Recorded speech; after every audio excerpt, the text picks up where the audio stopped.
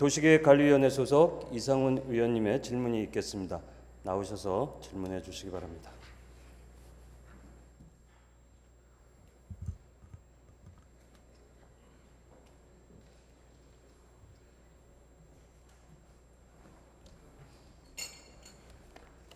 존경하는 신원철 의장님과 동료 의원 여러분, 그리고 천만 서울 시민의 안전과 행복한 삶을 위해 불철주야 노력하시는 박원순 서울시장님과 관계 공무원 여러분, 여러분들의 노력과 수고에 고마운 마음을 먼저 전합니다. 저는 제10대 서울시의회 도시계획관리위원회에서 의정활동을 하고 있는 강북구 제2선거구 출신 이상훈 의원입니다. 여러분 혹시 신설동에서 강북구 우이동까지 왕복 운행하는 우이신설 경전철을 타 보셨는지요? 아마도 많은 시민들이 지금 이 시간에도 이용하고 계실 겁니다. 오늘 특별히 방청석에는 그 경전철 타시고 이곳에 오신 지역 주민들께서 와 계십니다. 우이신설 경전철은 서울 동북부 지역의 대중교통 접근성 향상과 지역 균형 발전을 위하여 주무관청인 서울특별시의 사회기반시설에 대한 민자 투자 사업으로 주식회사 우이신설 도시철도가 운행하고 있습니다.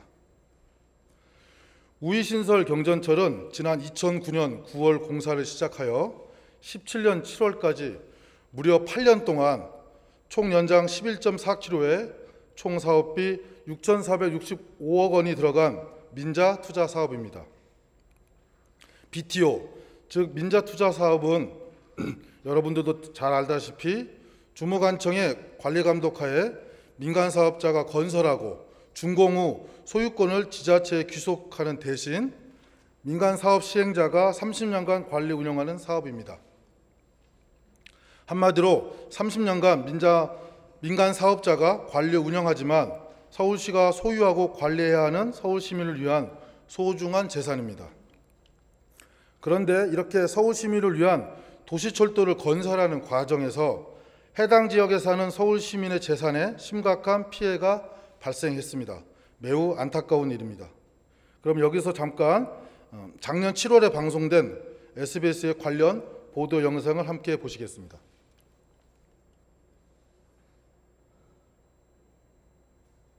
네, 서울 강북구의 일부 지역은 이렇게 비만 오면 많은 건물 지하에 물이 찬다고 합니다. 주민들은 근처를 지나는 경전철 때문이라고 말하고 있습니다. 어찌된 일인지 박찬근 기자가 취재했습니다. 서울 수유동의 한 할인마트입니다. 옆 계단을 따라 내려가 보니 물이 발목까지 차 있습니다. 원래 마트 창고로 사용하던 지하 공간입니다. 지난해 7월 처음 침수 피해를 겪은 뒤 비만 오면 이렇게 물이 들어차 지금은 사용하지 못하고 있습니다. 배수 펌프로 계속 빼내지만 물의 양은 전혀 줄지 않습니다. 모다 펌프로 계속 퍼내는데도 이게 안 되는 거예요. 이게 왜 그래? 바닥에서도 물이 나오고 벽에서도 물이 나오고. 상가와 주택을 포함해 근처 17곳이 이렇게 지하실에 물이 차는 피해를 호소하고 있습니다. 주민들은 지난해 9월 동네 바로 옆을 지나는 우이 신설 경전철이 생기면서 이런 일이 발생했다고 주장합니다. 북한산에서 내려오는 복개천이 동네를 가로지르는데 물길이 경전철 시설물에 가로막혀 동네로 역류한다는 겁니다. 우이 신설 경전철 회사는 뒤늦게 원인 찾기에 나섰습니다. 설계대는 어떻게 짓겠다고만 나와 있는 것이 그 물길에 대해서는 거론이 안 돼 있습니다.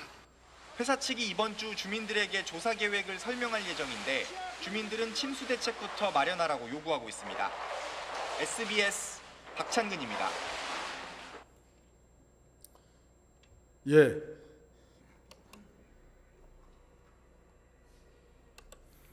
이러한 SBS 뉴스 외에도 동아일보에도 피해 상황이 지난해에 이어 올해도 연이어 보도되었습니다. 아이고 또 물 올라온다. 서울에 폭우가 내려져 26일 오전 10시 강북구 수유동 김정수 씨는 집 지하실 바닥에서 올라오는 물을 바라보며 한숨을 내쉬었다. 시멘트 바닥 이곳저곳에서 작은 기포를 앞세우며 물이 배어나왔다. 지와 벽면 곳곳에 곰팡이가 피었고 거문질이 젖어 있는 동안 장기간 사람 손길에 닿지 않은 듯 보였다. 김 씨는 삽으로 차오르는 물을 모아 펌프로 퍼냈다. 최근에는 비가 조금만 많이 와도 이 모양이다. 원래는 창고로 쓰던 곳인데 이제는 사용하지 못한다. 뿐만 아닙니다. 또 같은 동아일보 같은 날 기사에 보면 김성수 씨 집 인근의 황기섭 씨 집 지하에서도 발목까지 찬 물을 대야로 퍼내기 시작했다. 황 씨는 30년 넘게 이곳에 살았지만 이런 적이 없었다. 2003년 매미 같은 큰 태풍이 왔을 때도 아무 문제가 없었다고 한다. 이날 김 씨와 황 씨를 비롯해 동네 11가구 주민들은 오전부터 지하실에 들어찬 물을 빼내라 진땀을 흘렸다. 이게 이제 작년 동아일보 기사인데요. 네, 올해 또 8월 달에 얼마 전에 있었던 또 기사가 또 나왔습니다. 수유동에 사는 김윤선 씨는 폭우가 쏟아지는 지난해 6월 초순경 밤의 일이 아직도 기억에 생생하다. 김 씨는 자신이 운영하던 지하 라이브 카페 바닥에서 물이 새어나오는 걸 보고 깜짝 놀랐다. 직원 2명과 함께 물을 퍼냈지만 역부족이었다. 김 씨는 물에 잠긴 전기 피아노를 포함해 1,800만 원 상당의 음향기기와 가구를 모두 버려야 했다.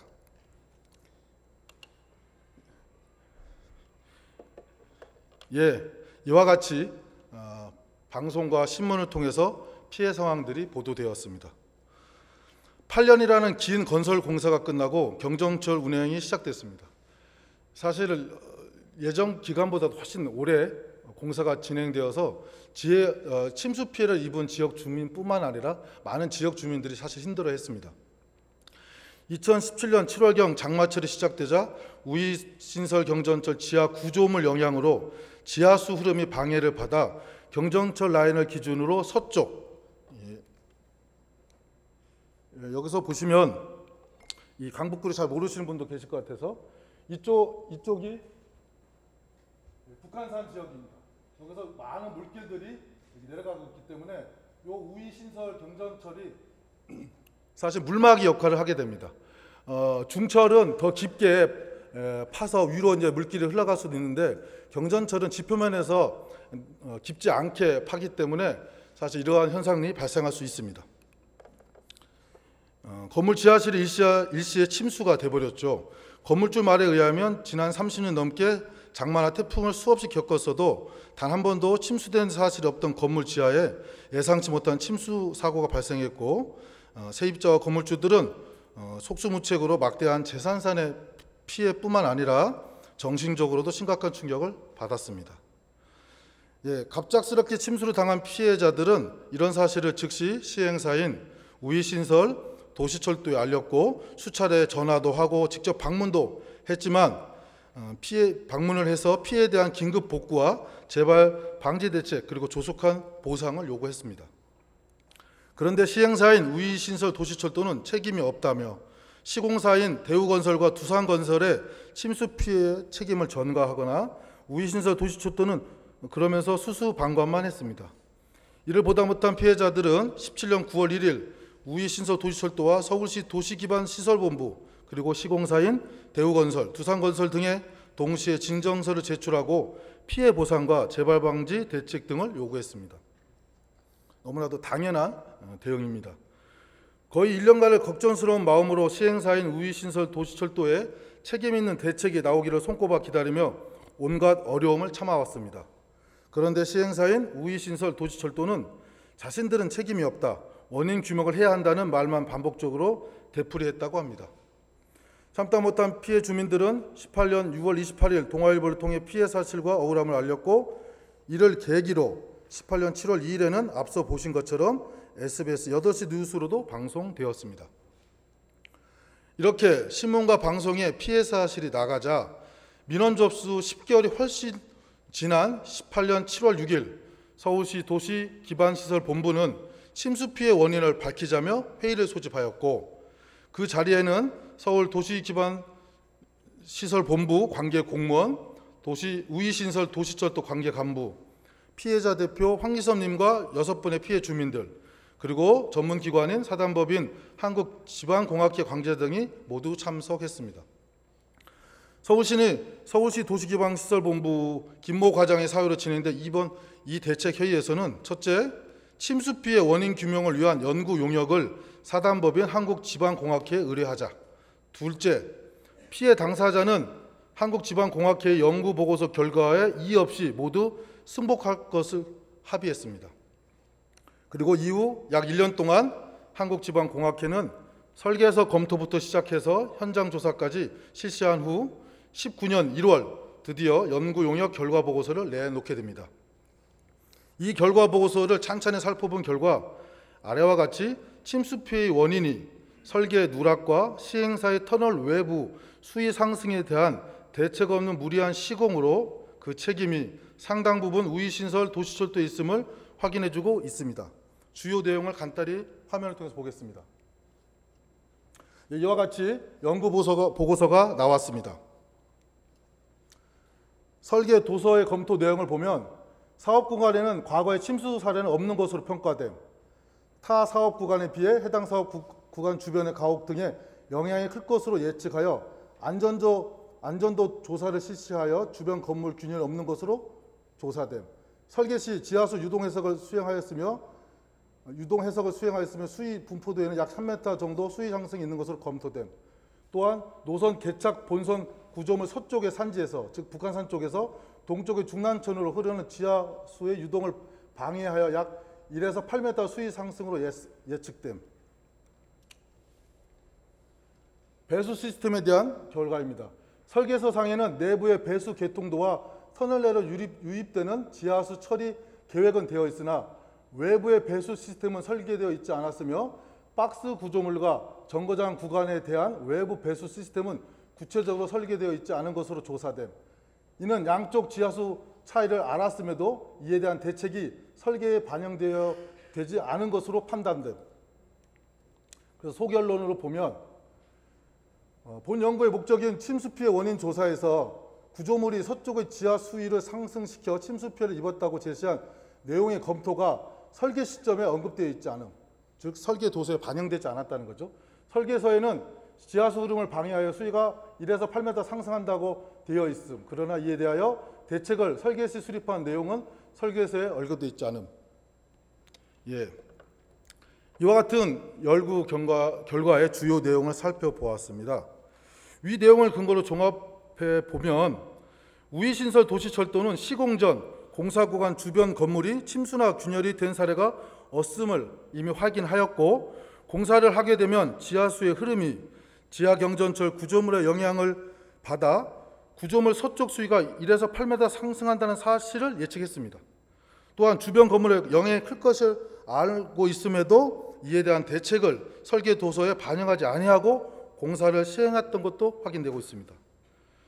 이렇게 진행된 공사 이후 17년 9월 중순경 집중 호우로 의해 높아진 수위로 경전철 주변 건물 지하실이 일제히 침수되었고 건물주와 세입자들은 크나큰 손실을 입게 되었습니다. 이와 같은 사실이 있음에도 시행사인 우이신설 도시철도는 지금까지 피해자들에게 단 한마디의 사과도 없이 19년 5월 침수 피해 보상 신청서를 제출한 피해자들을 불러서 침수 피해 책임은 시공사와 설계사, 건물주에게만 있고 시행사인 우이신설 도시철도는 아무런 책임이 없다며 책임을 전가하기 시작했습니다. 뿐만 아니라 수십 년간 단 한 번도 침수된 사실이 없는 건물에 공연히 트집을 잡아서 건물주가 지하 집수정 관리를 게을리 했다는 등, 건물이 노후되어서 그랬다는 등, 경전철 개통 이후 집값이 올랐으니 보상금을 양보하라는 등 진심 어린 사과는커녕 오히려 근거도 없는 이유로 피해자들의 정당한 보상 요구를 일방적으로 깎으려고만 했습니다. 또한 합의금 지급이 무슨 비밀 문서로 되는 양 보안 유지 각서를 강요하고 위약시 3배 보상까지 요구하면서 억지 주장을 했다고 합니다. 이것은 18년 7월 서울시에서 관계자 대책회의를 할 때 한국지방공학회 연구 용역 결과에 승복하자던 기존의 약속을 어기고 연구 보고서에도 없는 엉뚱한 책임을 건물주와 세입자에게 덮어 씌우는 작태가 아닌가 의심스럽습니다. 시행사인 우이신설 도시철도는 용역 연구 결과 보고서에서 밝혀진 것처럼 침수 피해 책임자임에도 지금까지 피해 주민들에게 진심 어린 사과는커녕 피해 보상금을 신청금보다 형편없이 낮추어 일방적으로 제시하고 실손배상은 할 생각도 없으면서 감언인설로 피해자들을 기만하거나 합의금 지급 날짜는 정할 수 없다고 하면서 합의서 작성을 종용하는 등 억울한 피해 주민들을 위로는 못할 망정 농락하고 있습니다.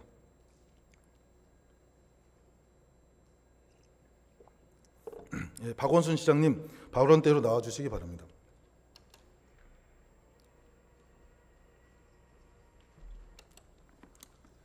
안녕하십니까. 네. 예, 질문 먼저 올리겠습니다. 시장님, 이와 같은 상황을 관련 부서로부터 보고받아 알고 계시죠? 네, 사실은 이제 의원님이 질문하시는 걸 알고 그 후에 제가 보고를 받았습니다. 예, 시장님, 17년 8월 말경에 시의회 의장단과 상임위원장들이 시장님과 함께한 간담회에서 이 지역 출신 이모 전 시의원이 시장님께 우이동 경전철 주변 침수 피해 대책을 건의했다고 합니다. 그때 시장님은 행정부시장 책임으로 현황을 철저히 파악하고 하자 없이 처리하겠다라고 답하셨는데 혹시 기억나십니까? 뭐 자세히 기억은 안 나지만 아마 그때 이 전달을 한 것으로 그렇게 예, 알고 있습니다. 알겠습니다. 네. 시장님, 서울시 도시기반시설본부는 우이신설 경전철 사업의 주무관청으로서 우이신설 조시철도 업무를 감시 감독할 권리와 의무가 있습니다. 서울시 관계 공무원은 위 침수 피해 사건 사업구간 관련 설계와 시공이 잘못된 사실을 당연히 보고받았을 겁니다. 그런데도 즉각적인 시정 조치를 왜 하지 않았는지 궁금합니다. 시장님은 이 부분에 대해서 어떻게 생각하시나요?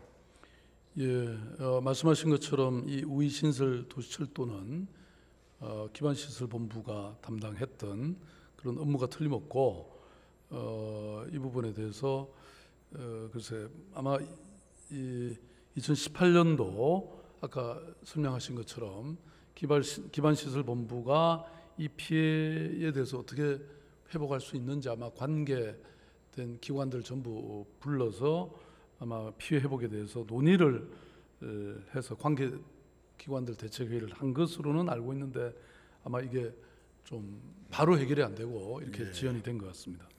예, 이게 피해 사고가 난 지 2년이 아직도 지났거든요. 여전히 지하에는 물이 차고 있고요. 침수 피해 연구 용역 보고서를 보면 이게 구조물이 서쪽 지하 수위를 상승시켜서 침수 피해를 입었다고 제시한 내용이 설계 시점에 이미 언급되고 있습니다. 설계 도서에는 지하수 흐름을 방해하여 수위가 1에서 8m 상승한다고 또 되어 있고요. 이에 대한 대책을 설계 시 반영한 내용을 이 전문 기관도 찾지 못하고 있습니다. 이런 부분들과 관련돼서 잠깐 모니터를 한번 보시겠습니다. 2015년도에 국토부가 건설안전과가 이제 각 광역자치단체에 공문을 내립니다. 그래서 이 공문에 근거해서 서울시도 공사 중 지하수위 변동 시 공사 중지 명령 등 조치 요청이라는 공문을 전파합니다. 내용 중에서 보면 기관에서 시행하는 공사 중 굴착 행위 등으로 인해 지하수위가 크게 변동되는 경우 안정상 중대한 위험으로 간주하여 공사 중지 명령을 하고 필요시 조치를 한 후 공사를 재개하도록 하여 주시기 바랍니다.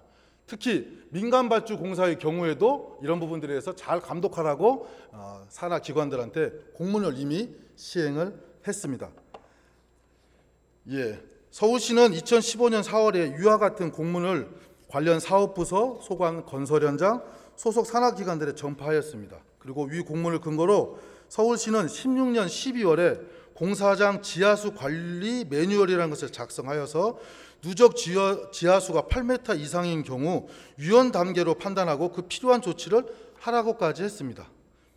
이러한 상황에서 본 의원은 서울시 도시기반시설본부와 우이신설 도시철도가 이러한 사실관계를 사전에 알았을 거라고 봅니다. 그러면서도 이에 걸맞는 사전 조치나 대책을 강구하지 않고 공사를 강행하여 이러한 인재가 발생했다고 판단됩니다. 서울시 관련 부서에서는 피해자들의 민원이 접수된 후 거의 2년이나 지난 올 6월에 되어서야 민간 사업자와 피해자 간 원활한 합의가 이루어지도록 대책회의와 지속적인 업무 지원을 해왔다고 본 의원한테 보고했습니다. 현재 총 17건의 침수 피해 민원 중 9건만이 합의되었고 나머지 8건이 미합의 상태라고 합니다. 이러한 상황도 시장님은 보고받아서 알고 계시죠? 예, 지금 뭐 이 합의가 된 사건도 있고 그렇게 되지 못한 상황도 있다고 하는데 아무튼 이런 사건이 있으면 그 피해를 입은 이 시민들 입장에서는 정말 가슴도 아프고 그리고 이런 것들이 이렇게 빨리 해결되지 않는 것에 대해서 아마도 굉장히 그 분노가 있을 거라고 생각합니다. 가능한 한 빠른 시간 내에 해결이 돼야 된다고 생각합니다. 예, 맞습니다. 민간이 하든 누가 하든 시민들 입장에서는 서울시가 하는 공사나 사업으로 다 이해합니다. 피해 주민들은 관리 감독의 책임이 있는 서울시가 분명 피해는 엄청나게 발생했는데 가해자는 없는 이 사건의 실체를 철저히 조사하여 책임 관계를 규명해 주길 간곡히 바라고 있습니다. 시장님이 분명히 그렇게 해주실 거라 믿습니다. 그리고 그 책임 소재가 밝혀지면 책임자는 우선 진심을 담아 피해 주민들에게 사과해야 합니다. 그리고 천만 시민의 안녕과 행복을 살피시는 시장님은 피해 주민들을 따뜻하게 감싸주고 위로해 주셔야 한다고 생각하는데 시장님 그렇게 하실 용의가 있으십니까? 네, 이 의원님이 그 제시하신 한국지방공학회의 이 용역 결과 보고서를 보니까 물론 이게 뭐 최종적인 것은 아닙니다만 어쨌든 그 지하수의 상승을 설계에서 예상을 했음에도 대책을 세우지 않은 설계사의 책임이라든지 또 시공시의 개척값 허용 이내에도 누수 확대에 영향을 미친다는 시공사의 책임도 있는 것 같습니다. 물론 건물주의 책임도 있다고 지적이 되어 있습니다만은 아무튼 이런 상황에서 이미 그 원인이 어느 정도는 밝혀졌고 그렇다면 전체 시공 관리 감독 책임이 있는 서울시의 기반시설본부가 이거에 대해서는 좀 엄중하게 생각하고 합의하지 않은 가구들에 대해서도 하루빨리 그 관계된 모든 기관을 소집해서 좀 더 엄중하게 할 수 있도록 제가 직접 이 기반시설본부에 얘기를 하고 또 제가 보고를 받고 해서 빠른 시간 내에 해결하도록 하겠습니다. 예, 시장님 성의 있는 답변해 주셔서 고맙습니다. 이제 자리로 돌아가셔도 좋겠습니다.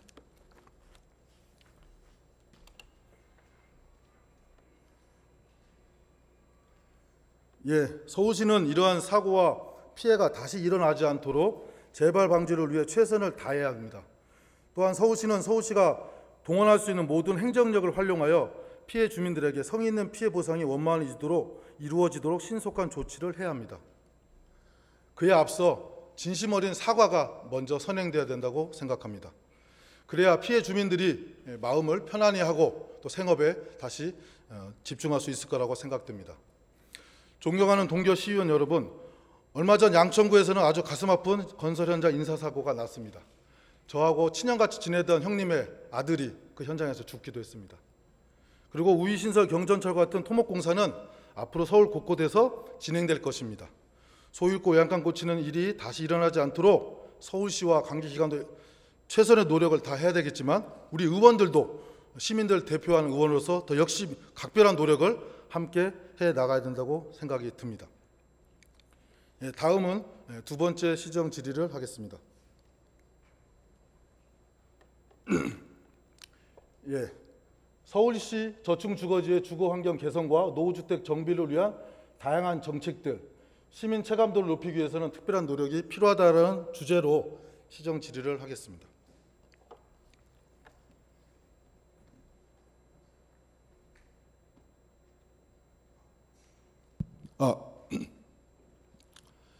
예, 함께 사진을 보시죠. 어디 지방 도시가 아닙니다. 서울입니다. 예. 아직도 이런 식의 지붕을 쓰는 곳이 아직도 있습니다. 아주 열심히 꽃 같은 것도 갖다 놓으셨죠. 하지만 리어카도 제대로 들어가지 못할 정도로 비좁은 이 골목들이 지도상에는 도로로 되어 있습니다. 방금 보여드린 골목들을 밖에서 그 동네 주변을 한번 크게 살펴봤습니다. 이런 골목들이 계속 이어지고 있습니다. 여기가 어디냐? 바로 근린재생 일반형 도시재생 활성화 사업이 한창 진행되고 있는 강북구 수유 1동 빨래골 지역입니다. 아까 보셨던 동네가 바로 이 한빛맹어원 앞 요 코아빌라와 광신빌라, 신창빌라 사이에 있는 요 좁은 골목길 사진을 제가 직접 찍은 겁니다. 또 다른 동네도 한번 보겠습니다. 이게 아까 보여드렸던 상공 촬영으로 아까 보셨던 골목길들을 항공 사진으로 보여드리고 있는 겁니다. 이건 다른 바로 옆에 동네 인수동 사진입니다. 이렇게 좁은 골목에 건물과 오래된 건물 사이에 막다른 골목으로 계속 이어지고 있고요. 45년이 넘은 오래된 다세대 주택들이 이 주변에 끊이지 않고 이어져 있습니다. 물론 중간중간에는 민간 사업자가 지은 빌라들도 있습니다. 이곳은 바로 인수동 한신대학교 뒤편 이 성지 동익연립이라고 써있는 이 언덕 빠지게 있는 주택 지역입니다. 항공 사진 한번 보시면 이렇듯 집들이 쭉 이어져 있죠. 단독주택들이 오래된 사이사이에 리어카가 들어갈 수가 없습니다. 다 가파른 계단이라 한번 올라가시면 어르신들이 잘 안 내려오시려고 그래요. 넘어지시니까. 그리고 요 빌라들은 80년대 초반에 지어진 오래된 빌라입니다. 그리고 여기는 요 주변이 다 자연 경관지구입니다. 그리고 이쪽은 일종 주거지역이죠. 전체가 다 아까 보셨던 빨래골 주변과 이 지역은 삼양로의 서쪽으로 모두 다 고도지구라고 하는 용도상의 제약을 받고 있는 곳입니다. 진희성 부시장님 발언대로 나와주시면 고맙겠습니다.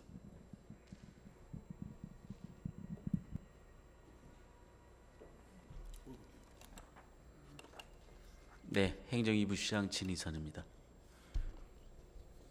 이 다양한 현장 공사 챙기시고 해서 바쁘시죠. 네. 저는 이번 남은 시간 동안 한 가지 이 주제에 대해서 한번 우리 현장도 경험을 많으신 부시장님께 여쭙고 싶습니다. 우리가 재개발이라든지 재건축 이런 방식이 아니라 또 계속 또 나갔다가 또 이분이 떠나시는 게 아니라 다시 정주하기 위해서 서울시는 다양한 도시재생 사업들을 하고 있죠. 너무나 잘 알고 계시죠? 네, 그렇습니다. 시장까지 하셨으니까 이런 저층 주거지 지역의 도시재생 문제라든지 또 뉴타운, 또 재개발 등이 해지된 곳들이 새롭게 출구를 찾기 위해서 다양한 주거환경 개선 사업과 주택정비 사업을 서울시는 하고 있습니다. 대표적으로 도시재생 사업 외에도 그 안에서 가꿈주택 사업이라든지 또는 소규모 자유주택 정비 사업이라든지 또 가로주택 정비 사업, 빈집 사업 등등 많은 사업들을 하고 있죠. 그런데 그러한 다양한 이 주택 정비나 주거환경 개선 사업을 통해서도 도저히 개선이 되지 않거나 정비가 안 되는 지역들이 사실 의외로 많습니다. 알고 계십니까? 네, 어려움이 있습니다. 네. 이런 곳들을 보면 기본적인 규제가 2중, 3중으로 일단 있습니다. 자연경관지구라든지 또는 고도지구라든지. 그래서 사업성이 안 나와서 웬만한 데는 민간업자들이 다 빌라를 지었습니다. 군데군데. 그리고 지금 남아있는 데들은 도저히 사업성이 없기 때문에 남아있는 것입니다. 이때 마침 서울시가 가꾼주택 사업을 이제 올해 좀 더 확장해서 하면서 시민체감도에 긍정적인 반응이 나왔는데 문제는 이 가꾼주택 사업이 대수선을 하면 안 된다는 것입니다. 알고 계시죠?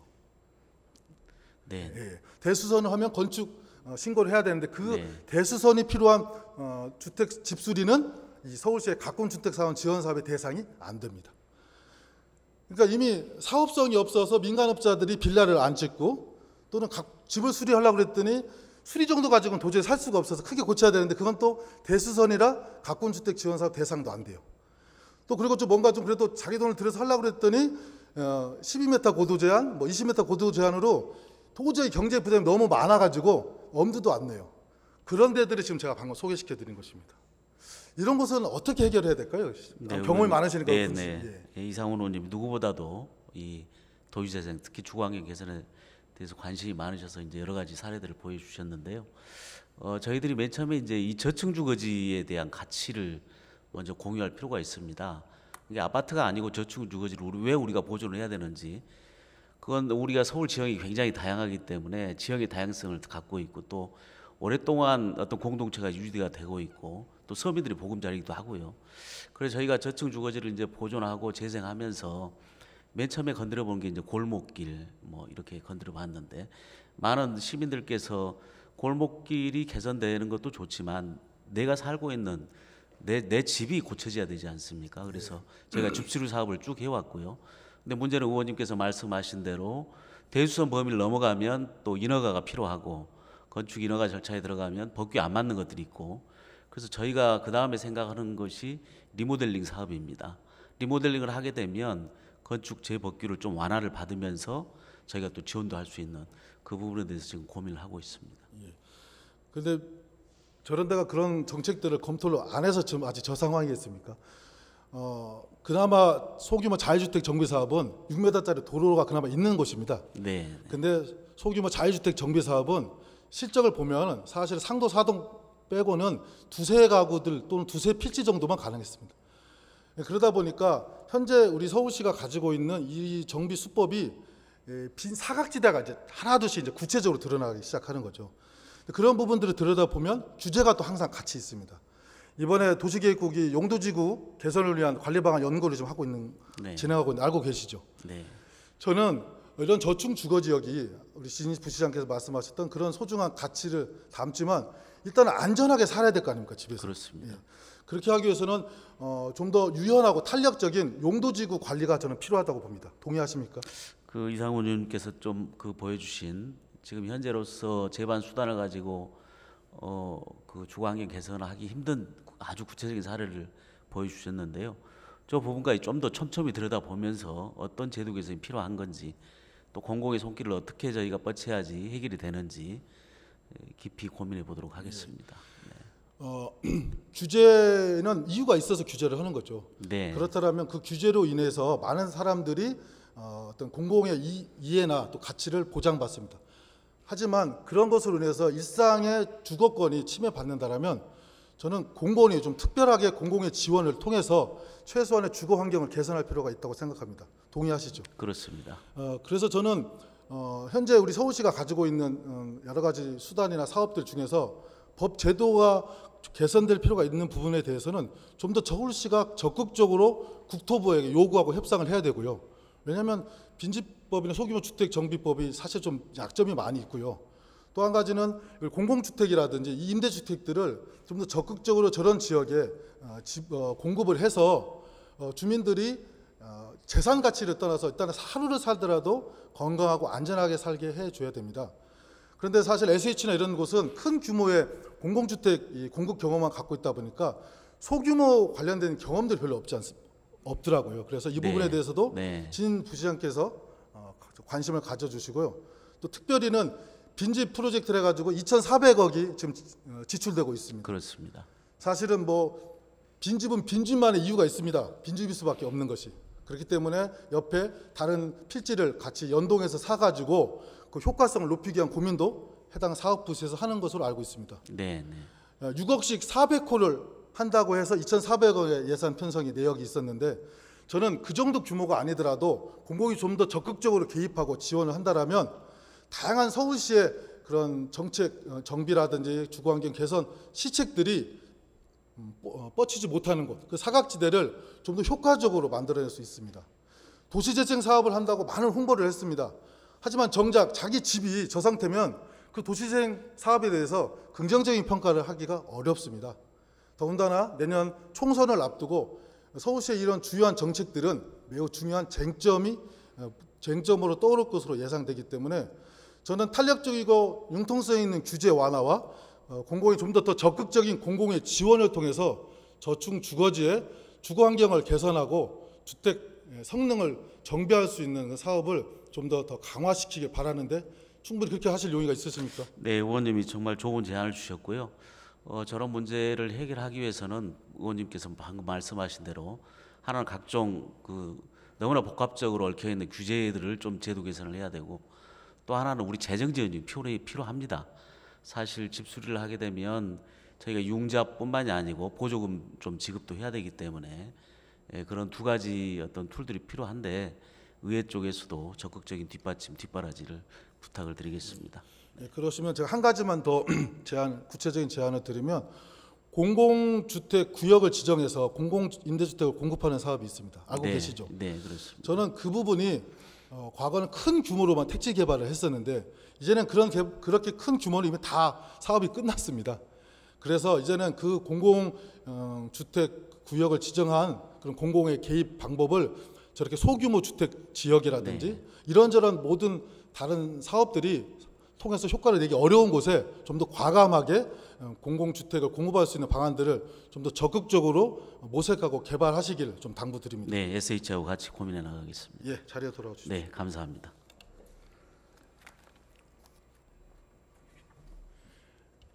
예, 서울의 정책은 곧이어서 중앙정부가 전국 정책으로 전파시키고 있습니다.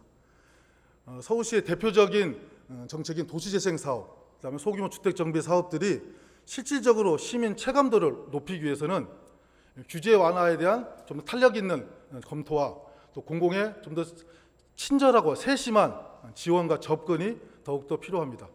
그런 걸 통해서 도시재생을 통해서 내 삶이, 우리의 동네의 삶이 나아질 수 있다라는 그런 기쁜 말씀들이 우리 저층주거 지역에서 노후주택에서 오랫동안 고생하시면서 사셨던 우리 시민들의 입에서 흔쾌히 나올 수 있도록 우리 서울시 또 우리 시의회가 함께 노력하길 저 스스로부터 다짐하면서 오늘 저의 첫 시정 직무를 모두 마치겠습니다. 고맙습니다.